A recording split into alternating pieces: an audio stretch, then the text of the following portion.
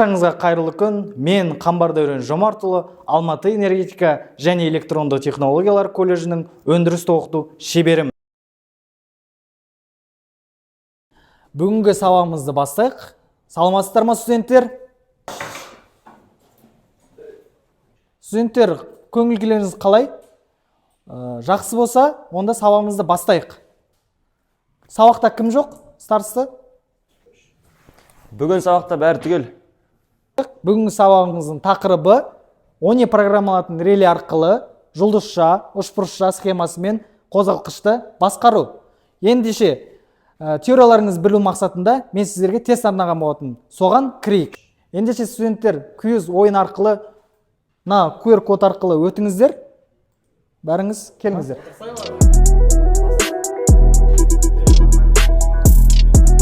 Аты жөндеріңіз жазасыздар бәріңіздер. Ендеше бәріңіз кірген боларсыздар. Ойынды бастайық.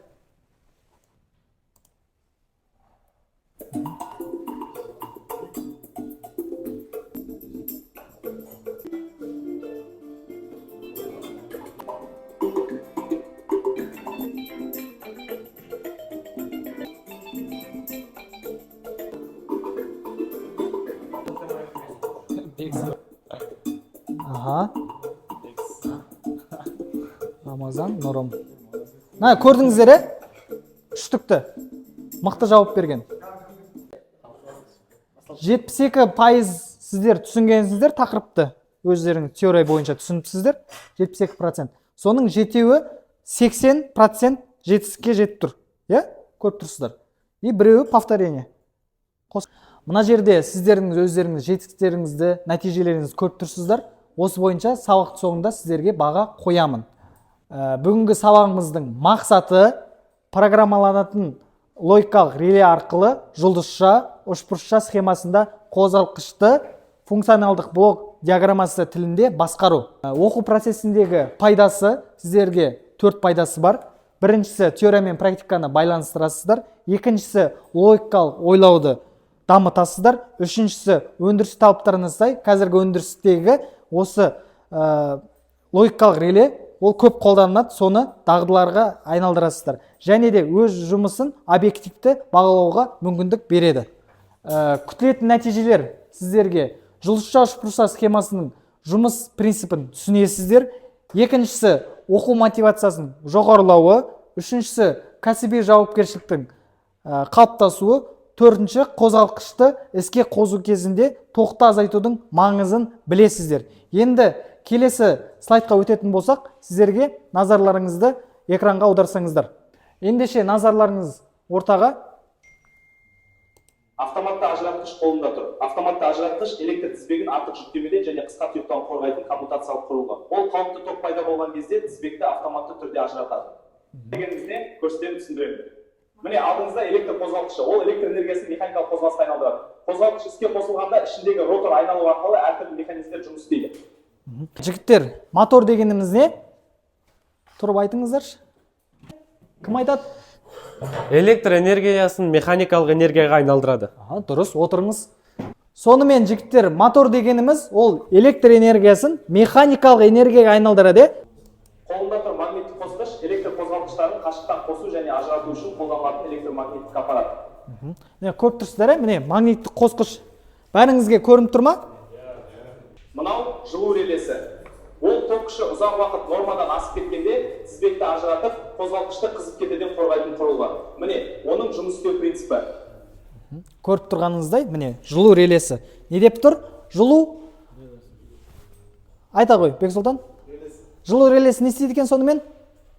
Мысалы, атомымыздың температурасы операжын номинал көбейткен кезде біздің атомымызды өшіп тастайды. Сәлеметсіз бе? Бүгін сіздерге программалық логикалық реле ONI не екенін көрсетемін және түсіндіремін. Міне мен қосып жатырмын, енді логика жасаймыз. Мына диаграммада көрініп тұр, бағдарлама іске қосылды. Рахмет. Көріп тұрғаныңызда жасанды интеллект. Мына жерде ONI деген осы контроллер. Қуат көзі 24 вольт қолында тұр. Ол электр энергиясын қажетті кернеуге түрлендіріп, құрылғыны тұрақты токпен қамтамасыз ететін құрылғы. Тоқтың қанша түрі бар? Ток екі түрге бөлінеді, біреу айнымалы, біреу тұрақты. Отырыңыз. Молодец. Бірінші жұмысқа кіріспес бұрын не істеуіміз керек, жігіттер? Иә, қауіпсіздік техниканы сақтау керек. Қауіпсіз техникасын сақтау ол өндірістік мәдениетті қалыптастырады. Бірінші жұмысқа кіріспес бұрын студент не істеу керек? Қауіпсіздік техникасы бойынша нұсқамадан өту керек. Одан кейін жеке қорғаныс құралдарын толық пайдалану. Жеке қорғаныс құралдарына не жатады, жігіттер? Міне, қарап тұрсыздар. Каска жатады, бәтіңке, және де электрлік қолғап, солар жатады. Және де мынау не жатады? Мынау не, жігіттер? Иә, көзілдір. Кәдімгі очки, иә? Сол жатады. Енді қауіпсіздік ережесін сақтамау, ол адам өміріне қауіп төндіреді. Екінші, жабдықтардың істен шығуына әкеледі. Үшіншісі, WorldSkills стандарттарына бойынша жұмыстың бағасын төмендетеді. Және де ең бірінші, электр тізбегінің кернеуден толық ажыратылғанына біз көз жеткізуіміз керек. Көріп тұрсыздар, бірінші ажыратып тұру керек. Стандартты жұлдызша үшбұрышшаны білесіздер, жалғануын. Соның жұлдызша үшбұрышқа ауыстыру, ол не себепті екенін кім айтады? Айтыңыз. Жұлдызша үшбұрышшаның жалғануының негізгі себебі бұл біздің электр қозғалтқышымыздың осы плавный қосу себебі болып келеді. Ол мысалы қозғалтқышымызды бірден қосып жіберсек, оның номиналдық тоғы көбейіп кетеді. Және де механикалық ударлар болады. Сол кезде біздің жұмыс істеу мерзімі осы электр қозғалтқышымыздың азаяды. Сол үшін біз осы плавный пуск, осы жұлдызша үшбұрышшаны қолданамыз. Жарайды, отырыңыз. Дұрыс, молодец. Енді келесі слайдымызға өтетін болсақ, міне көріп тұрсыздар, они программаланатын реле. Міне көріп тұрсыздар, мынау кабелі не істейді? Құйғанға, программаны құйғанға арналған кабелі. Енді ары қарай осы біздің стендіміз бойынша мына осылар бойынша біз жалғайтын боласыздар. Міне көріп тұрсыздар. Бірінші осыны жалғайсыздар. Бірінші осыны жалғағаннан кейін мені шақырасыздар. Шақырғаннан кейін мен тексеремін. Бірінші техника қауіпсіздігін сақтаңыздар. Жұлдызша үшбұрышша схемасы бойынша кім жалғайды, жігіттер? Кімнің? Сіздер жалғайсыз. Мәңіздер, алыңыздар. Ажаға келіңіздер. Бірінші не істеу керек? Бізге техника қауіпсіздігін сақтау керек, жігіттер. Бірінші техника қауіпсіздігін сақтау үшін не істеу керек? Каска, очки. Бізге қазір не керек? Негізі каска керек емес. Каска қай кезде керек болады, жігіттер? Өндіріс орындарында, өндіріс орындарында. Сондықтан не істейміз? Мына жерге клемше, электр клемшесін қоясыздар. Қойыңыздар. Мына схема бойынша жалғап, маған жалғап біткеннен кейін мені шақырасыздар. Мен сіздерді тексеремін, Мәңіздер.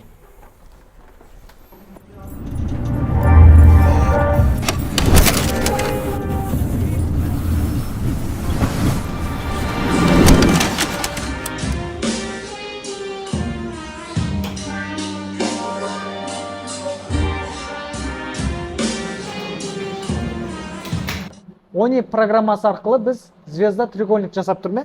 КМ1 деген ол не бізде пускатель, КМ2 деген не? Осы треугольник звезда бойынша жалғанады. СВ1 деген қандай? Қосамыз, Ярасы. СВ2 арқылы не істейміз? Өшіреміз, Сол арқылы міне звезда треугольник. Мына жерде HL1, HL2 деген не? HL деген ол лампа, HL2 деген ол да лампа. HL2-ның екінші түрі. Және де бұны біз визуализация жасап көрсетсек болады. Ол үшін біз симуляторды басамыз. Симуляторды басып біз тексеріп аламыз бірінші. Не, істеп тұр ма? Программа істеп тұрған жоқ па? 5 секунд жанады. 5 секунд мысалы жұлдызшада істейді. Одан кейін неге ауысып тұр? Үшбұрышшаға ауысып тұр. Осыны балалар бәріңіз отырасыздар да, мына жақта жалғайсыздар. Өздеріңіз осыны қайталаңыздар менің артымнан. Түзіп қойсам болады мысалы өзің. SBB. Бұны HL дей салым тоже. Түзіп қойсам болады мысалы өзің. SBB. Ағай біз болдық. Қазір мен тексерейін онда. Қазір тексерем. Бір тексеру үшін біз не істеу керек? Бірінші визуализация арқылы тексеру керек. Бірінші визуализацияны қосамыз. SB1-ді бастық. 5 секунд қосылып тұрады. И үшбұрышшаға ауысады. Молодец. SV2-ні бассам стоп бола ма екен? Стоп болды. Молодец, дұрыс. Енді осыны жүктейміз балалар, ма? Аха.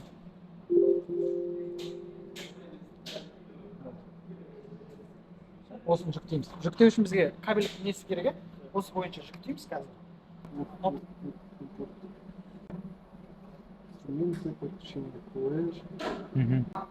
Да, дейміз. И бізде қазір загрузка программа болып жатыр. Так. Қосайық? Ағай шығайық? Так, бірінші біз автоматымызға қосайық, питаниямызды алып барайық 12-імізге. И 12-дің өзінің зарядка жазатын провод деп тұр. Осы жерден өзіміздің немізді портымызды қоямыз. И мына инструментті кір. Ага. И подключение. Бірінші не шығып кетті, я. Шық, қайтын отключениеміз. И инструменты. Подключение плеер. Дұрыс. Подключить болсын. Так, енді қайтадан инструментті кір. Операция онлайн деген кір. Загрузка плеер. Да. И енді через где-то 10-5 секунд біздің программу загрузить етеді. Все, перезагрузка болады. Күтетірек кішкене болады. Все, болды, қостың. Алып тастайық мынаны. Все. Так. Вот, қазір көріп тұрсыңыздар, через где-то 5 секундтан кейін біздің звездадан треугольник ауысады. О, міне, звезда треугольник. Енді стоп кнопкасын басқан кезде бәрі өшіп қалу керек. Көріп тұрсыңыздар, өшіп қалды барлығы. Енді қайтадан қосайық. Көріп тұрғанда 5 секунд бізде қазір звездамен қосып тұр. И через 5 секунд треугольник. Бұл біздің плавный пуск келеді. Осы арқылы біз двигателіміздің жұмыс істеу мерзімін көбейте аламыз.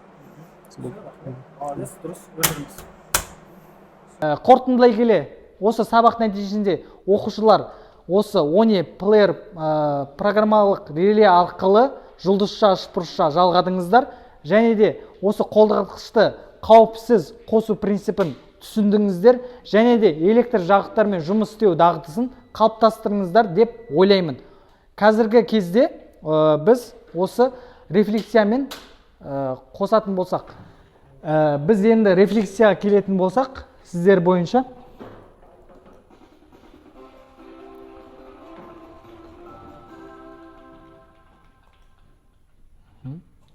қазір мен іске қосайын.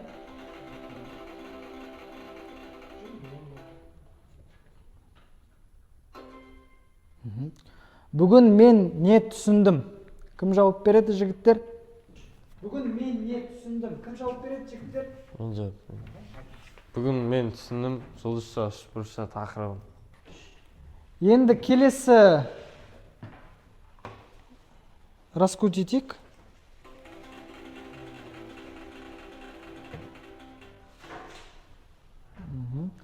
Қызықты болды. Кімге не қызықты болды? Кім жауап береді, жігіттер? Мен айтайыншы. Бүгінгі ойында қызықты болды, көзестен ойнағандарымыз және қаншама білім алдық. Сол білімдерден біз көптеген заттар ұқтық. Сіздерге бәрі түсінікті? Енді тағы да айналдырайын.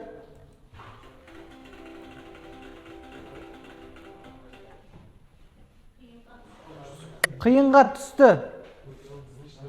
Жігіттер, кім жауап береді? Қиынға не түсті? Мен жауап берейін. Маған осы сабақта ONE бағдарламасы қиын болды, оны түсіну.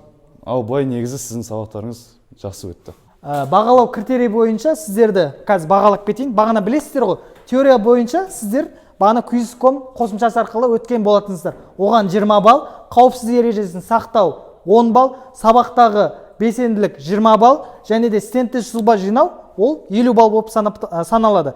Общий барлығы 100 балл болып есептеледі. Сол бойынша сіздер бағалап кетейін. Бағана білесіздер, теория бойынша сіздерде бағалау кезінде міне Бексұлтан, Мұратұлы Әли, Қуаныш үшеуі жақсы жетістікке жеткен болатын. Және Төлен Алинұр, Нұрым, оларға бағаларыңыз жақсы болады. Қалған балаларға 70-80 қойылады. Ал мынау бестікке 90 балл қойылады. Назарларыңызға рахмет, сау болыңыздар. Сау болыңыз, Дәурен Жомартұлы.